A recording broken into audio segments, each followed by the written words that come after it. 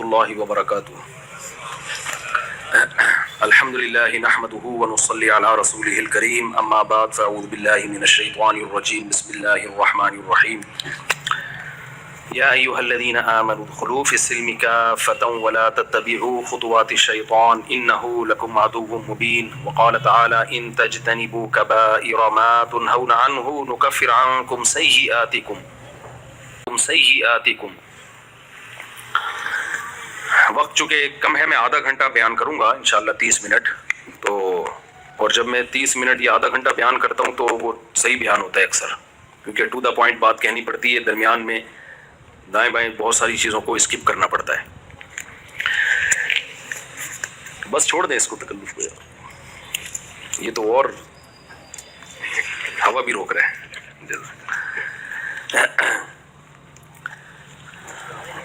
دیکھیں، ہم سب مسلمان ہیں، جتنے بھی یہاں لوگ جمعہ پڑھنے کے لیے آئے ہیں ان کو اس میں تو دو رائے ہو نہیں سکتی، جو بھی کلمہ گو ہیں، لا الہ الا اللہ محمد رسول اللہ کے قائل ہیں، وہی لوگ آئے ہیں جمعے کی نماز پڑھنے کے لیے۔ تین طرح کے طبقات ہیں، کچھ تو بالکل غیر مسلم ہیں، ان میں اگر بیان ہو تو وہ تو بالکل ہی الگ ہوگا، ان کو تو ہم اسلام کی حقانیت سمجھائیں گے۔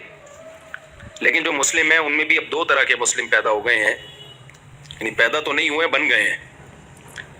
ایک جن کو اسلام پہ اطمینان ہے لیکن عمل نہیں ہو پا رہا ان سے۔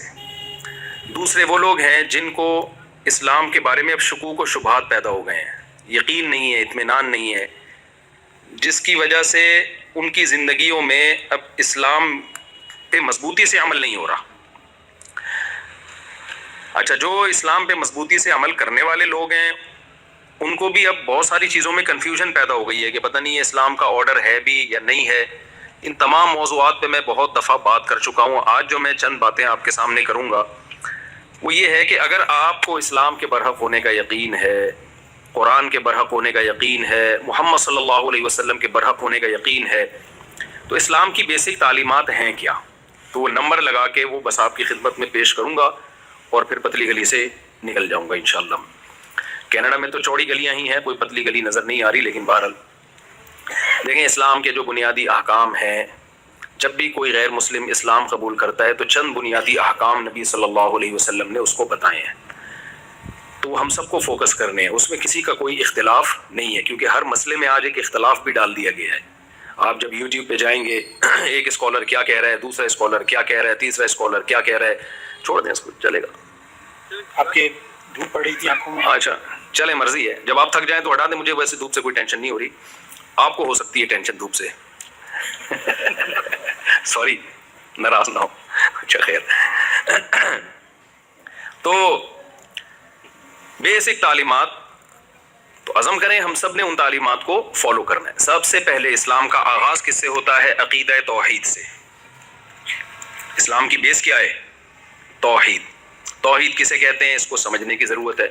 دیکھیں، یہود و نصارہ کی بنیاد بھی توحید تھی، قرآن سے ہمیں پتہ چلتا ہے، تورات سے پتہ چلتا ہے، انجیل سے پتہ چلتا ہے، تمام آسمانی کتابوں سے، کہ تمام پیغمبروں نے ہمیں دعوت ایک خدا کی دی ہے۔ تمام آسمانی مذاہب میں there is no God except Allah. Sentence آپ نے کمپلیٹ کرنا ہے، جب میں اس کو انکمپلیٹ چھوڑوں گا تو وہ کمپلیٹ آپ نے کرنا ہے۔ ہم جب اسکول میں جاتے تھے ایگزام دینے کے لیے، فل ان دا بلینکس ہوتا تھا، اس پہ نمبر ملتے تھے، تو آپ بھی جب بلینک کو فل کریں گے تو میں آپ کو نمبر دوں گا، مطلب دماغ میں نمبر دوں گا کہ آپ پوری توجہ کے ساتھ میری باتوں کو سن رہے ہیں۔ تو اسلام میں جو پہلی بیس ہے، جو پہلی بنیاد ہے، جس کے بغیر اللہ ہمیں اس مسلم ماننے کے لیے، مومن ماننے کے لیے تیار نہیں ہے، وہ بیس کیا ہے؟ عقیدہ توحید۔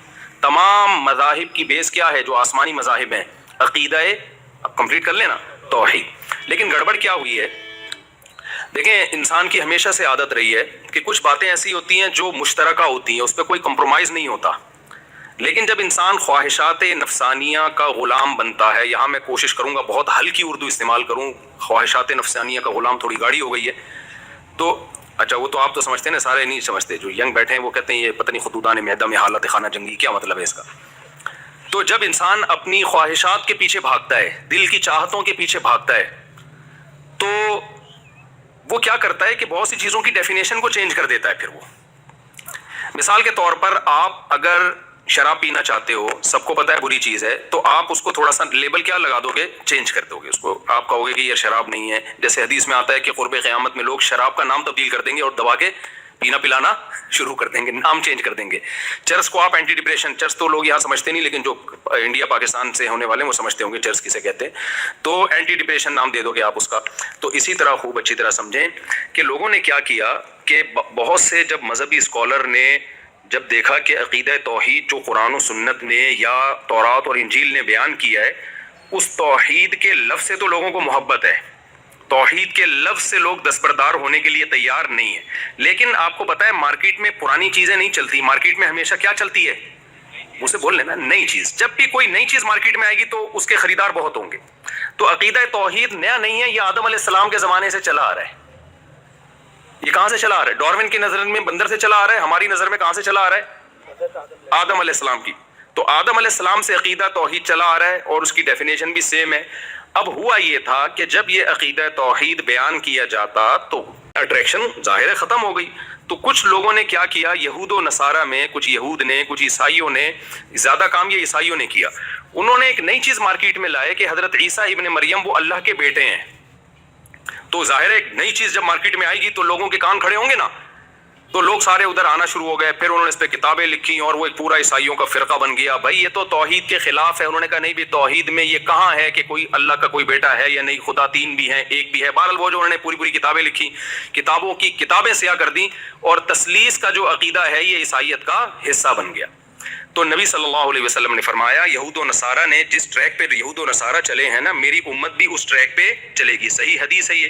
فرمایا یہاں تک کہ ان میں سے کوئی اگر کسی گوہ کے بل میں گھسائے تو اس امت, یہ امت بھی ان کی اتباع میں گوہ کے بل میں گھسے گی. یہ مثال دی ہے کہ انسان کسی بل میں رہ سکتا ہے, بولے نا بھائی, ہم بجلی کے بلوں میں رہ رہے ہیں, ہمارا حوصلہ ہے, لیکن بل جو سانپ بناتا ہے بل, کوئی انسان گھس سکتا ہے اس میں. لیکن آپ صلی اللہ علیہ وسلم نے فرمایا پچھلی امتیں نے اگر کوئی الٹا کام کیا نا تو تم بھی کرو گے. لیکن اس امت میں ایک نبی صلی اللہ علیہ وسلم نے خوشخبری سنا دی کہ پچھلی امتیں پوری گمراہ ہوئی ہیں, میری امت لا تجتمع علی ضلالہ, پوری امت کبھی بھی گمراہی پہ جمع نہیں ہوگی. تو کچھ لوگ غلط ہوں گے تو صحیح لوگ بھی ہمیشہ رہیں گے. تو یہود و نصارہ میں کچھ گڑبڑیں ہوئیں, لیکن وہی گڑبڑیں ہماری امت میں, اس امت مسلمہ میں بھی پیدا ہوئیں, مگر ان گڑبڑوں کے خلاف رد کرنے والے بھی کہاں پیدا ہوئے؟ اسی امت میں. تو وہ گڑبڑیں کیا پیدا ہوئی ہیں؟ جیسے یہود و نصارہ میں عیسائیوں نے خاص طور پر عیسیٰ کو اللہ کا بیٹا بنا کے بھی کہا کہ ہم توحید پرست ہیں. ایسے ہی میرے بھائی مسلمانوں میں بہت سے لوگ ایسے پیدا ہوئے جنہوں نے معبود کا مفہوم ہی لوگوں کے دلوں میں غلط بٹھا دیا اور کہا کہ وہ شرک کرنے کے باوجود کہا کہ ہم ایک خدا کو مانتے ہیں.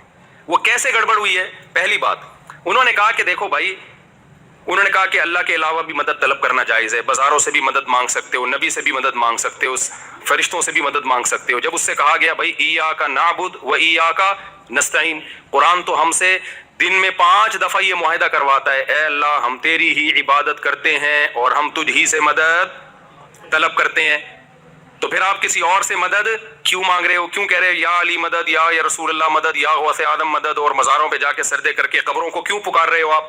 تو انہوں نے کہا بھائی ہم خدا کو تو ایک ہی مانتے ہیں. اللہ کتنے ہیں؟ دیر از نو گاڈ ایکسپٹ اللہ. ہم کب کہہ رہے ہیں کہ یہ معبود ہیں, یہ خدا ہیں؟ ہم کب ان کی عبادت کر رہے ہیں؟ تو ان سے کہا جاتا ہے بھائی دعا مانگنا بھی تو ایک عبادت ہی ہے. انہوں نے کہا کس نے کہا؟ کون سی ڈکشنری میں لکھا ہے کہ دعا مانگنا عبادت ہے؟ تو ہم نے کہا بھائی قرآن کہہ رہا ہے وَمَن يَدْعُ مَعَ اللَّهِ إِلَٰهًا آخَرَ, جو اللہ کے علاوہ کسی اور کو پکارے گا اس کا انجام اچھا نہیں ہے. ایاک نعبد و ایاک نستعین, ہم تجھ ہی سے مدد طلب کرتے ہیں. تو یہ تو قرآن بار بار کہہ رہے بھائی عبادت اور مدد کس سے ہوگی؟ بھائی حدیث میں آتا ہے دعا مخ العبادہ, دعا تو عبادت کا جزو اعظم ہے. عبادت کی سب سے بڑی قسم کیا ہے؟ بول لے نا, دعا ہے. تو دعا عبادت ہی ہے.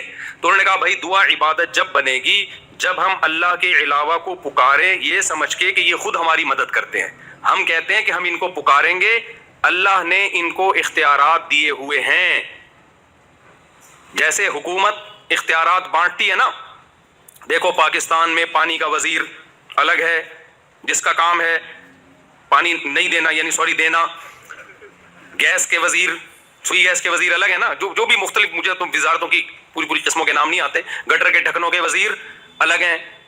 جتنے زیادہ وزیر ہیں اتنے ہی مسائل کھڑے ہوتے ہیں، لیکن خیر یہ تو دنیا میں ہوتا ہے نا. لیکن وہ کہتے ہیں دیکھو بھائی اللہ تعالیٰ نے اپنی طاقت اور قدرت سے پیغمبروں کو بھی کچھ اختیارات دے رکھے ہیں. یہ تو اللہ کے پاس ہے بھائی. اللہ کہتا ہے بھائی میں نے اولاد دینے کا اختیار فلاں کو دے رکھا ہے، میں نے جاب دینے کا اختیار فلاں کو دے رکھا ہے، میں نے فلاں کو اختیار فلاں کو دے رکھا ہے. تو اللہ اگر کسی کو اختیار دے تو ہم اللہ کو مانگیں یا اس سے مانگیں تو اس سے کوئی فرق نہیں پڑتا. تو خوب اچھی طرح سمجھ لیں یہ وہی گڑبڑ ہے جو کس نے کی تھی؟ یہود و نصارہ نے اپنے دین میں کی تھی. اللہ کہتا ہے میں نے اپنے اختیارات کسی کو، منہ سے سینٹینس کمپلیٹ کریں، ٹائم کا مقابلہ سخت ہے، دھوپ میں بیان ہو رہا ہے تو آپ کو ذرا میرا ساتھ دینا پڑے گا، پکا کر کے جا رہا ہوں نا سبق میں. تو اگر توحید ہی ڈھیلی ہے تو پھر آگے تو پروگرام بڑھ گیا. اسلام کا پروگرام شروع سے ہی کیا ہو گیا؟ برباد ہو گیا. تو عقیدہ توحید میں کوئی کمپرومائز نہیں ہے بھائی. تو عقیدہ توحید میں بھائی قرآن کہتا ہے میں نے اختیارات کسی کو بولو نہیں دیے. مشرکین جو بتوں کے بارے میں عقیدہ تھا نا، ہم جب مشرک سے پوچھتے ہیں کہ یار ان پتھروں کے بنے ہوئے بتوں کو تم خود اپنے ہاتھوں سے بناتے ہو تو یہ تمہاری بگڑی کیسے بنائیں گے، یہ تمہاری حاجتوں کو کیسے پورا کریں گے؟ تو وہ جواب میں کیا کہتے ہیں؟ اتنی سینس تو ان میں بھی ہے کہ یہ کیا کر سکتے ہیں. وہ کہتے ہیں یہ خود نہیں کرتے، ان کو اختیارات کس نے دیے ہیں؟ اللہ نے دیے ہیں. اصل تو بھگوان وہ ہے جو آسمانوں پہ ہے، اصل تو وہی ہے، لیکن اس نے ان کو اختیارات دیے. اللہ کہتے ہیں میں نے کسی کو اختیارات نہیں دیے. اس شرک کی قرآن میں نفی ہے. ٹائم چونکہ کم ہے تو میں وہ آیتیں پڑھ کے سناتا